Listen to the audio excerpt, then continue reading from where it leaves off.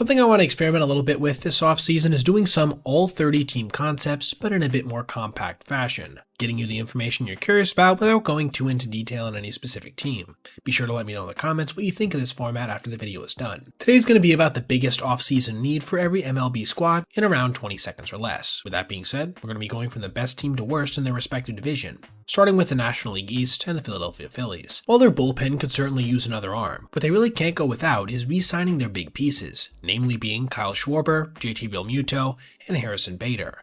Now, while I'm doubtful they're going to be able to get all of them back, this should certainly be their priority, as that projected lineup right now, via Fangraphs, past their first 3 hitters, looks exceptionally weak.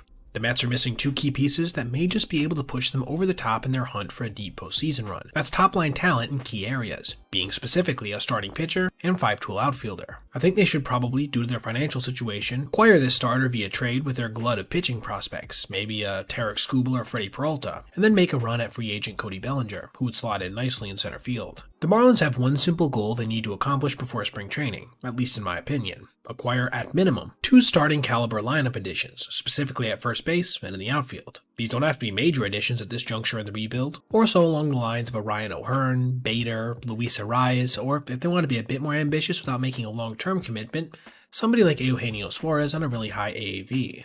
The 2025 Braves were ruined by injury, meaning I don't think they have to do a lot to get back to being competitive in the upcoming season, but I do think that's something they really have to focus on if they want to increase their chances, is adding at least a couple starters with consistent workload precedence, guys like Chris Bassett or Merrill Kelly. Shoot, they could go for Framber Valdez if they want to spend a little more money. The Nationals, for all their problems, actually do have a pretty good top of their lineup, but little else besides that.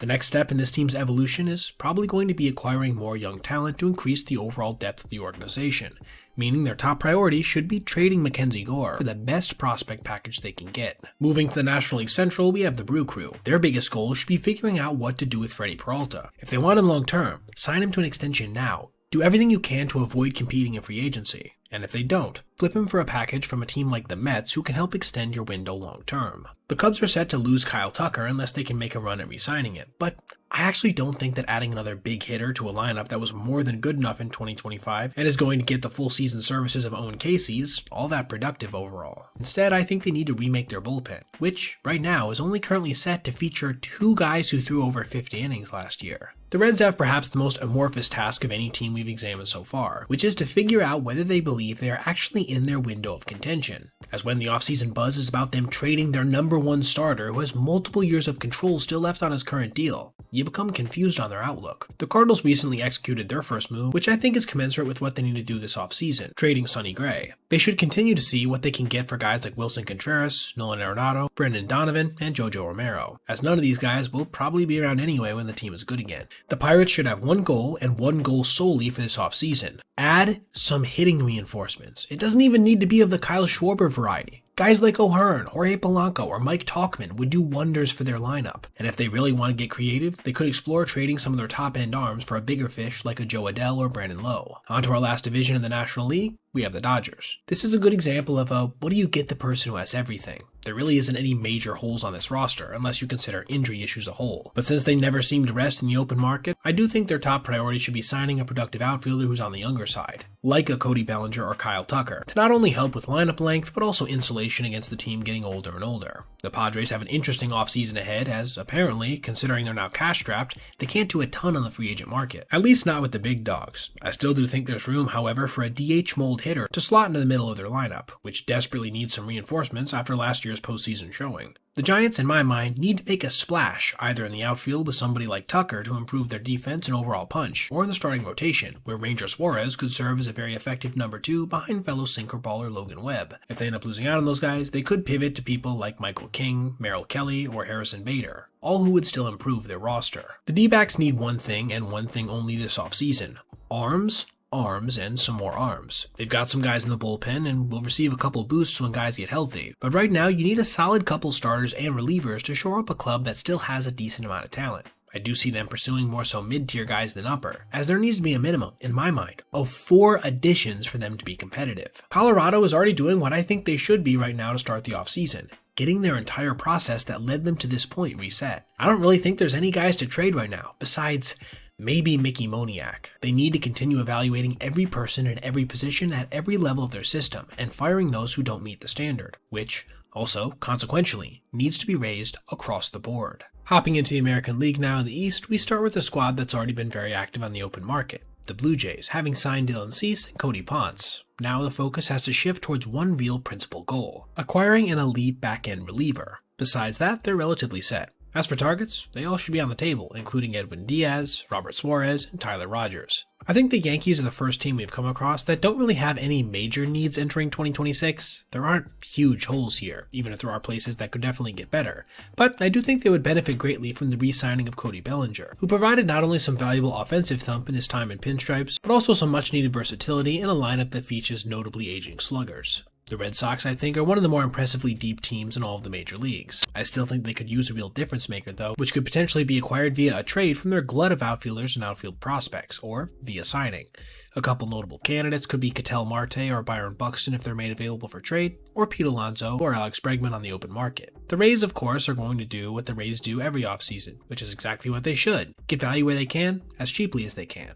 I do hope this changes with the new ownership, but it probably won't be prior to 2026. With this in mind, I think primarily adding a starting quality catcher should be their top priority, doing their best to make a run at a guy like JT Realmuto via the open market or Ryan Jeffers in a trade. The Orioles round out the AL East as already one of the most active teams so far in this offseason, acquiring Taylor Ward, Ryan Helsley, and Andrew Kittredge. It can't stop here though. They absolutely need at least one more major signing in their rotation to feel in any way comfortable, with guys they should target being similar to the Braves: Bassett, Kelly, or one of the more expensive sinker ballers like Valdez or Suarez. The Guardians are in an interesting spot entering 2026, as the prior season was about as uneven as they come. Like always, it seems they're postured to struggle offensively with some impressive performances from their arms, primarily in the bullpen. I do think they need to add a couple decent bats with upside. Guys like Yohan Moncada, Mike Tauchman, Mike Yastrzemski, or JJ Bleday. For the Tigers, I think they're in basically the same position as the Brewers. They have to decide whether or not they want to pay Tarek Skubal, keep him for a year and make one big run, at which point they would need to invest more in the overall roster, or trade him for a package of prospects that could make the entire future way brighter for their franchise. The Royals were still very good in their pitching metrics in 2025, and will probably get even better with the return of a healthy Cole Reagans and Chris Bubich.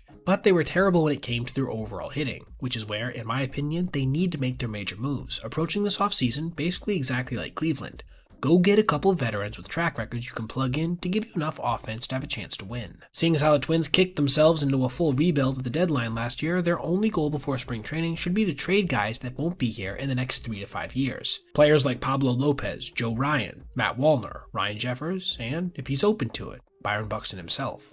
Continue the tank, blow everything up, and get as many prospects as you can in the meantime. The White Sox will enter this upcoming season for the first time in a number of years looking to not be in the bottom of their division. What moves can they make to help them climb out of there? Well, I think grabbing a solid corner infielder with pop and decent starter should be their main concerns. Players like Moncada, O'Hearn, Rhys Hoskins, Zach Gallen, Nestor Cortez, or Jose Quintana. On to our final division now, we have the AL West and the Seattle Mariners. They already made the biggest move I would have suggested, which was re-signing Josh Naylor, so now let me pivot to their second: re-signing Eugenio Suarez. He makes their lineup a lot longer and probably won't cost a ton in terms of years being required, even if his AAV will be pretty high. The biggest thing the Astros need to focus on this offseason probably isn't even to do with acquiring guys, more so figuring out what went so wrong with their training staff. But since that's not a legit answer, I'm going to turn towards getting at least one, preferably 2 consistent innings eaters, with the usual suspects I've laid out before. They simply cannot enter 2026 with their current projected rotation and hope to have any consistent success. The Rangers acquired Brandon Nimmo from the Mets in a move that shaved off a little bit of year-to-year salary and helped them to get some pop in the middle of their lineup, something I believe they should continue to pursue, potentially adding Jorge Polanco or Marcelo Zuna if Jock Peterson is comfortable playing more first base. They could also attempt to add via trade, but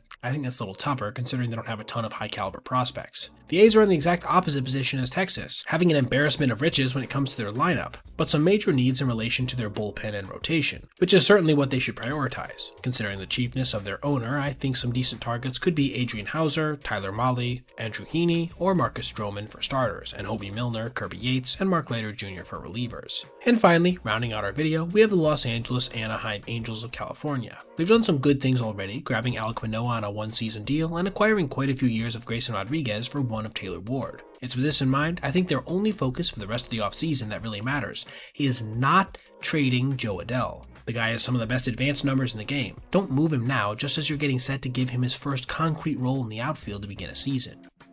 Alright everybody, if you made it this far, I appreciate you watching, and if you did, consider checking out any of these other videos on your screen right now for other content just like this. Also, if you ever see anything you'd like to see me detail in the video, feel free to reach out to my email, basebpoet@gmail.com, and if I end up using your idea, I'll give you a shout out. Thanks for watching. Have a great rest of your day.